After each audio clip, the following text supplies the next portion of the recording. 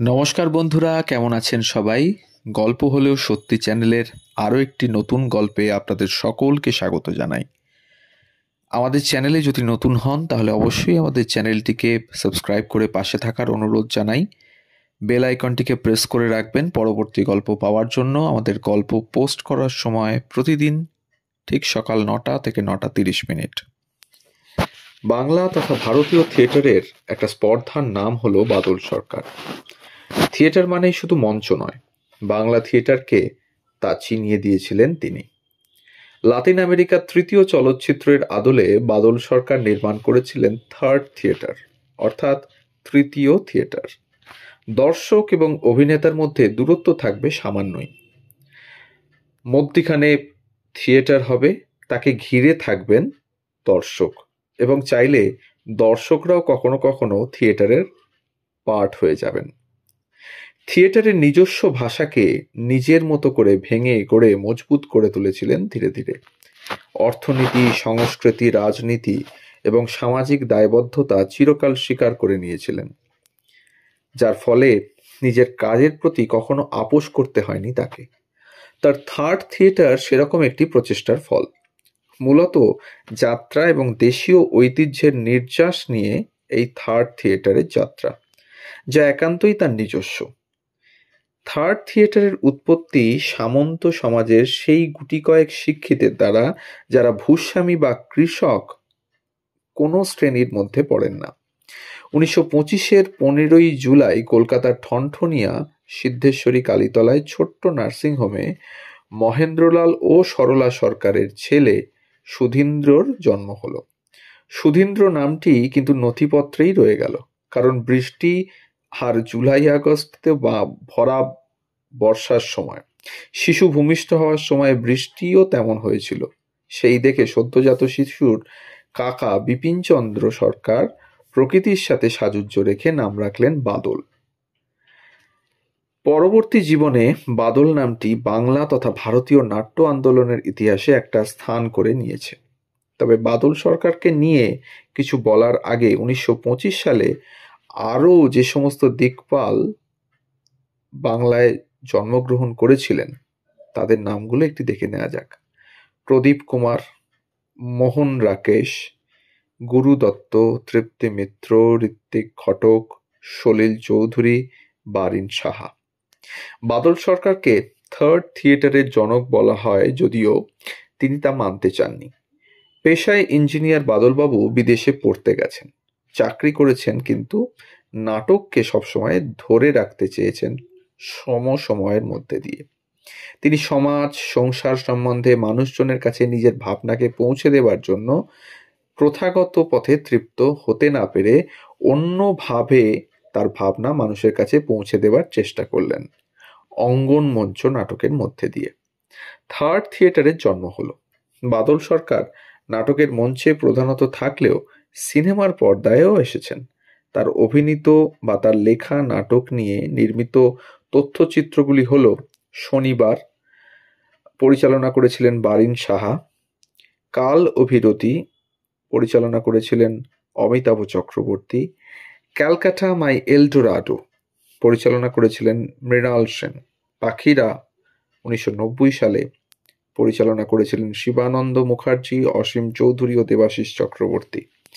Third theatre, a film on the theatre of Badal Sarkar, পরিচালনা করেছিলেন Amshan Kumar; Calcutta the undying city, পরিচালনা করেন অপর্ণা সেন; সারিরাত, পরিচালনা করেন অপর্ণা সেন; বল্লভপুর কি রূপকথা, পরিচালনা করেন অখিলেশ জয়সওয়াল; বল্লভপুরের রূপকথা সম্প্রতি পরিচালনা করেন অনির্বাণ ভট্টাচার্য; এবং দূরদর্শনের জন্য সুমন মুখার্জির পরিচালনায় বাদল সরকার থিয়েটার ডাইরেক্টরস অ্যাট ওয়ার্ক। 1933 সালের ক্যালকাটা একাডেমি স্কুলে দ্বিতীয় শ্রেণীতে তার শিক্ষারম্ভ, পঞ্চম শ্রেণী পর্যন্ত সেখানে পাঠ গ্রহণ। তারপর 1937-এ স্কটিশ চার্চ কলেজিয়েট স্কুলে ষষ্ঠ শ্রেণীতে ভর্তি। 1941 পর্যন্ত সেখানে পাঠ গ্রহণ। এই সময়কালেই জীবনের প্রথম নাটকের বই পড়া। বইয়ের নাম 8 মডার্ন প্লেস। তারপর 1941 থেকে 1943 সাল পর্যন্ত স্কটিশ চার্চ কলেজে ইন্টারমিডিয়েট পর্ব। তার বিষয় ছিল গণিত, জীবনবিজ্ঞান, ভৌতবিজ্ঞান ও রসায়ন। উল্লেখযোগ্য, তার স্কটিশ চার্চ কলেজে পাঠরত অবস্থায় তার বাবা অর্থাৎ মহেন্দ্রলাল সরকারও ওই কলেজেই অধ্যাপনা করতেন। বিজ্ঞানের ছাত্রটি পঠন পাঠনের পাশাপাশি রামমোহন লাইব্রেরি এবং কলেজের গ্রন্থাগার থেকে দেশ বিদেশের গল্প, উপন্যাস এবং নাটক পাঠে মগ্ন হয়ে থাকতেন তিনি। 1943-এ তৎকালীন কলেজ, এখনকার IIESTতে ভর্তি। এই কালপর্বে মেজদির বন্ধু সুকুমারী ভট্টাচার্যের কাছে ইংরেজি সাহিত্যের পাঠ, প্রথম নাটক আগুন রচনা, এবং সেটা তিনি যখন দেখাতে গিয়েছিলেন সুকুমারী ভট্টাচার্যকে, তখন অনেক ভৎসনার সম্মুখীন হতে হয় তাকে। তারপর 1947 সালে কলেজের ডিগ্রি লাভ। খাপড়খেদায় নাগপুর থেকে প্রায় 32 কিলোমিটার দূরে একটি চাকরি পান তিনি। চাকরি ছেড়ে কলকাতায় এসে ক্যালকাটা ইঞ্জিনিয়ারিং কলেজ সহ অধ্যাপক পদে তিনি যোগদান করেন। এরপর 1948 থেকে 49 কমিউনিস্ট পার্টির ট্রেড ইউনিয়নের সক্রিয় কর্মী এবং পরে গৃহত্যাগ। এই কালপর্বেই পুতুল দেবীকে বিবাহ। যাদবপুর বিশ্ববিদ্যালয়ের সিভিল ইঞ্জিনিয়ারিং বিভাগে অধ্যাপনা। 1950-এ কলেজে টাউন প্ল্যানিংয়ে মাস্টার ডিপ্লোমা অর্জন করেন তিনি। তারপর 1952-তে যাদবপুর পলিটেকনিকে শিক্ষকতা শুরু। 1953 সালে মাইথনে ডিভিসির অ্যাসিস্ট্যান্ট ইঞ্জিনিয়ার পদে যোগদান করেন। এরপর 1955-56-এ কলকাতা কর্পোরেশনের সার্ভে বিভাগের ডেপুটি চিফ ভ্যালুয়ার এবং সার্ভেয়ার পদে যোগদান করেন। 1957 থেকে 1959 তিনি ইউরোপে ভ্রমণ করেন। টাউন প্ল্যানিংয়ে উচ্চতর পাঠ সেখান থেকেই নেন। কিংস্টনে চাকরি নেন। 1960-এ বিদেশে অধ্যাপনা ও চাকরি ছেড়ে কলকাতা কর্পোরেশনে আবার যোগদান।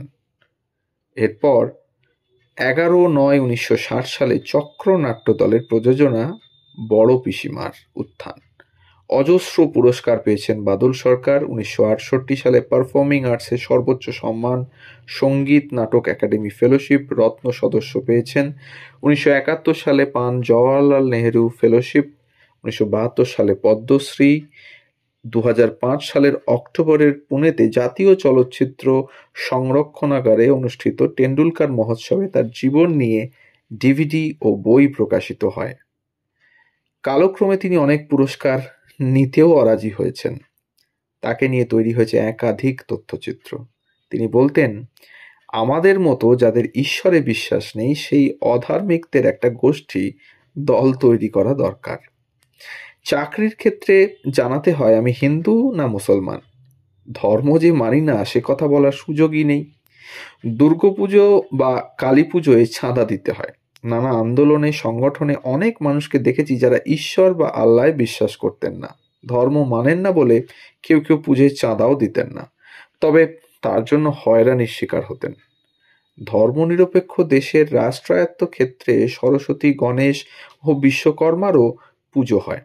এখন পরিস্থিতি এমন যে অনেক মহলে ঈশ্বরে বিশ্বাস নেই কথাটা বললেও বোঝে না। বুঝতে পারি অবিশ্বাসীরা দল করতে পারেনি বলে সমাজে তারা কোণঠাসা। তো এই ছিল বাদল সরকারের গল্প। এবছর তার জন্ম শতবর্ষ পালিত হচ্ছে, যদিও নিঃশব্দে, কজনই বা জানেন। আমাদের গল্প যদি ভালো লাগে তাহলে অবশ্যই আমাদের চ্যানেলটিকে সাবস্ক্রাইব করুন, বেল আইকনটিকে প্রেস করে রাখুন, আমাদের পাশে থাকুন, কমেন্টের মাধ্যমে জানান তথ্য কেমন লাগছে। ভালো লাগলে কাছের মানুষদের সাথে শেয়ার করুন। সবাই ভালো থাকুন, ধন্যবাদ।